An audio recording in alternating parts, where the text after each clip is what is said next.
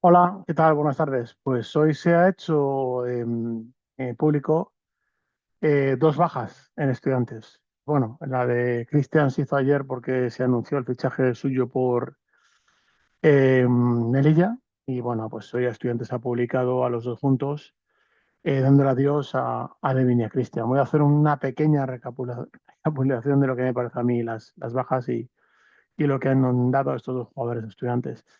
Como comento, el día 14 Movistar Estudiantes confirma las nuevas bajas de Vin Smith y Cristian Díaz, dejando de ser jugadores de Estudiantes y en este caso tengo sentimientos encontrados. Bueno, vamos a empezar por Cristian, ¿vale? Fue anunciado como fichaje de Estudiantes antes de que la bomba de que Jason Granger volvía. Y por mi parte me alegré un montón del fichaje. Pensé que era un fichaje muy bueno para el equipo. Eh, Luego ya cuando se supo lo de Jason, es cierto que había mucha gente que se dudaba del estado físico de Jason, de la calidad de la liga venezolana, de, de un poco, pues eso, de cómo iba a adaptarse un jugador como Jason a la puta Leboro. Y bueno, pues Cristian, si mira su historial, pues tiene tres ascensos a sus espaldas. El primero en Orense, que formó pareja con un tal Pedro Rivero de bases y Gonzalo García Vitoni en el banquillo y bueno, aquel ascenso no se consumó. Luego ascendió con Brogan a la temporada siguiente y con Granada, que en Granada ascendió en nuestro primer año de LED. Y bueno, en Granada hizo una gran temporada junto con Luis Costa, o sea, al que le disputaba los minutos a un jugador como Luis Costa, que luego vemos lo importante que ha sido en ACB. Y bueno, pues para mí fue clave en aquel partido de vuelta de la regular, donde el que ganaba se ponía primero y bueno, quizás daba un golpe en la mesa, ¿no?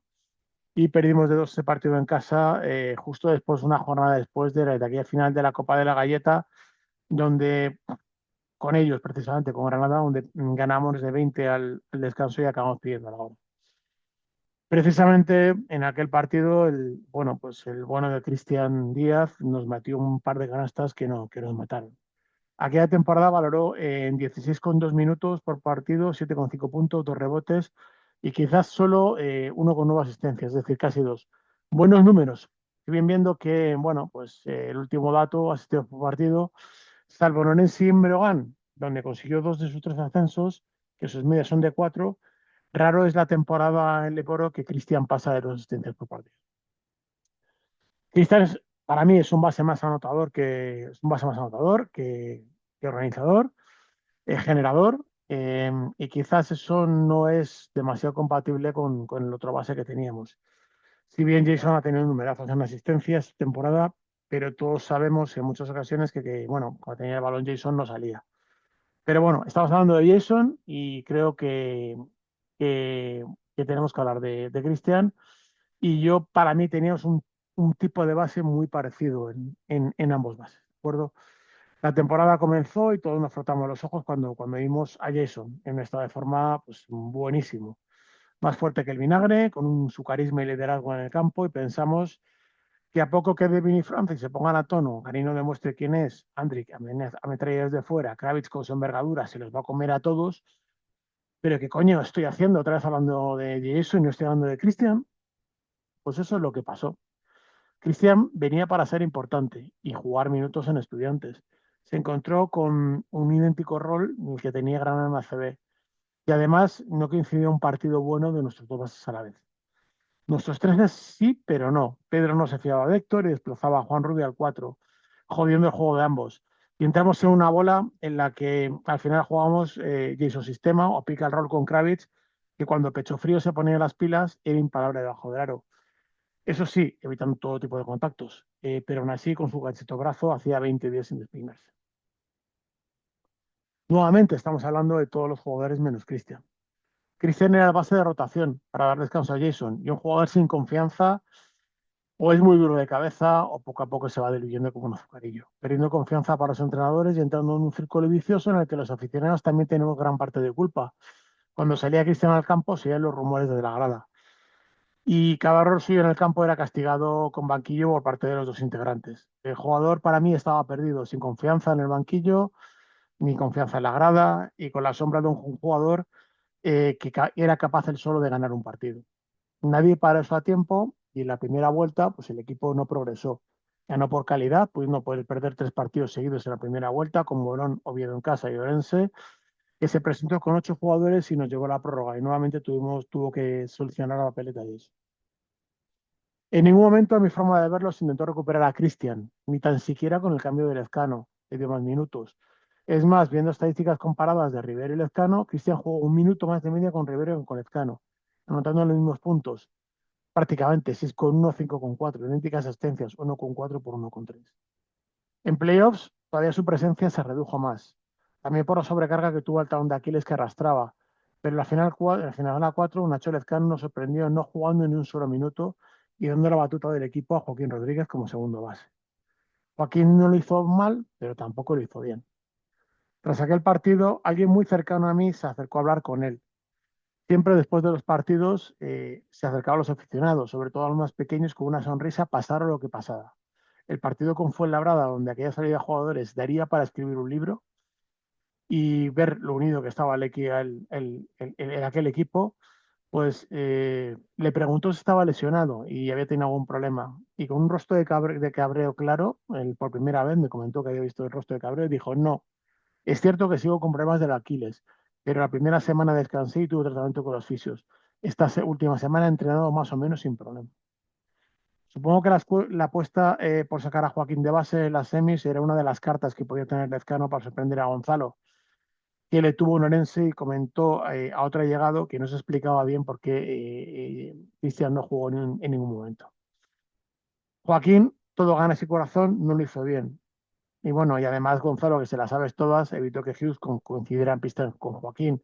Y así castigaron tanto a Devin como a Francis en defensa, limitando la presencia del exterior con un jugador de buena defensa, sin contar que Adams estaba al final del banquillo, porque Joaquín tenía que entrar al base.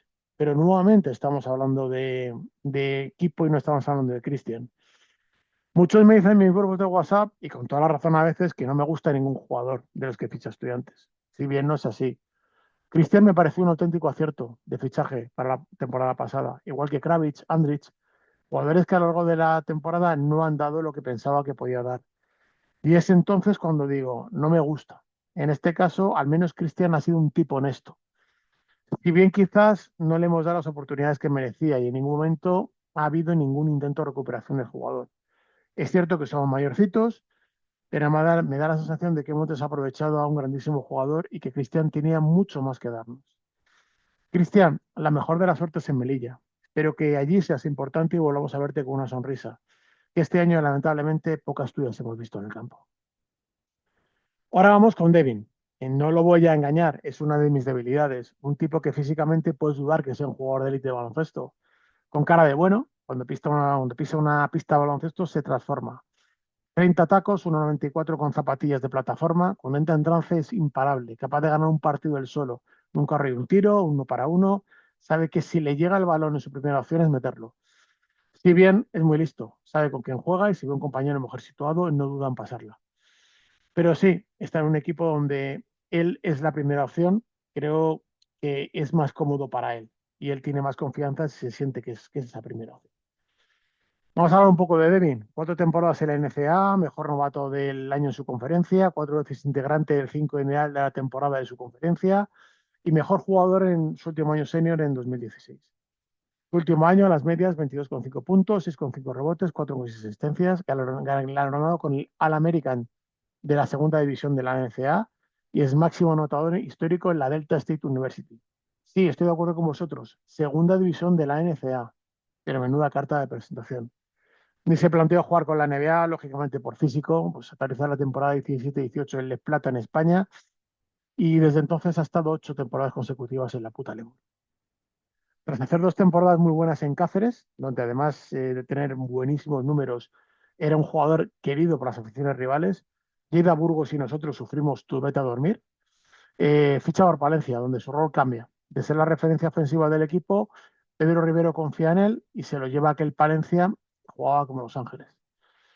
Que a la postre ascendería ganando la final 4 a Burgos y bueno, allí compartió galones con Winterin, Chumi Ortega, que era quien solía comenzar los partidos y bueno, Devin era un jugador muy sobrio donde en 20 minutos era una media de 11,3 puntos. De ahí salta un equipo en el que vuelve a ser importante, Valladolid. donde va a ser la referencia en ataque y despliega su mejor temporada en cuanto a números en la puta Leporo. 28 partidos, 24 por 24,4 minutos, tampoco es una burrada, ¿de acuerdo? 18 con 3 puntos, 3 rebotes, 2 asistencias. Porcentajes de tiro del 42,5 en tiros de campo, 36,6 tiros de 3 y 90 en tiros libres. Su único pero aquella temporada, 2,4 balones perdidos, pero lógicamente si asumes riesgos, pues tienes que perder. Funciona de maravilla en aquel Valladolid hasta que las lesiones de nuestros escoltas provocan un cisma en el equipo rival. Estudiantes se intenta el fichaje y el abuelito de App monta en cólera una campaña contra Estudiantes y este tipo de fichajes, que para mí afecta al propio Devin y a Valladolid. Y que justo después de esto sufre las lesiones de todos sus exteriores, incluidos sus bases. Valladolid se desinfla y aunque llega a clasificarse para playoffs, es válido por Burgos, siendo Devin uno de los pocos que da la cara. Devin ficha por Estudiantes la pasada temporada en un rol quizás un poco parecido al de Palencia, con el nuevo entrenador, Pedro Rivero. La gente nos empieza a tirar de locos, que si hemos fichado a un nuevo Michael Carrera, que si no aprendemos. Pues de Devin solo puedo decir una cosa, y son cosas buenas. Ni una sola mala cara, siempre que ha salido intentado hacer lo máximo posible. Egoísmo cero, si veía un compañero mejor colocado, todos sabemos lo que es Devin, lo que puede dar Devin. Es un jugador importantísimo en ataque, que no recibe responsabilidades. Y bueno, pues detrás es muy inteligente, sabe colocarse, utilizar las manos, pero sufre mucho en la defensa de uno para uno y sobre todo con jugadores con Mark Hughes. ¿Verdad, Lezcano? Sus números este año son muy similares a los de Palencia, de la 22-23. 10,7 puntos contra 11,3, 1,8 contra 2 rebotes, 1,6 asistencias contra 1,8, 20,1 minutos frente a 20,3. Pero las sensaciones de aquel Devin son totalmente distintas a las de Devin con nosotros.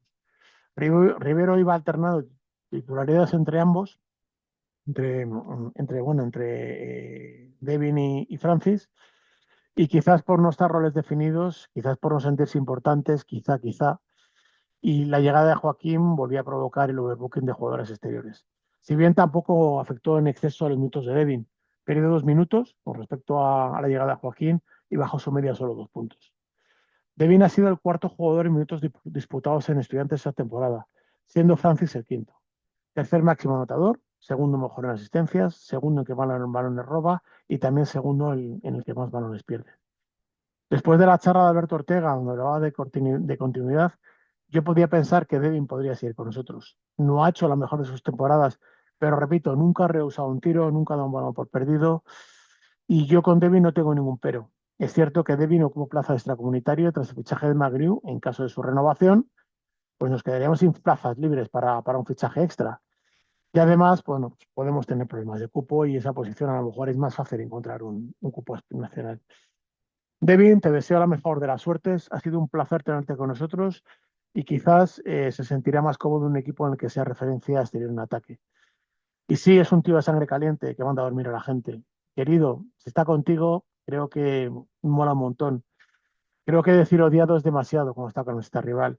Pero es eso, un tío comprometido con su equipo, un jugador inteligente que sabe ocultar sus defectos y sacar todas las virtudes, castigando cada ventaja en defensa que tiene. Devin, repito, placer que estés con nosotros y lo mejor de las suertes en el futuro.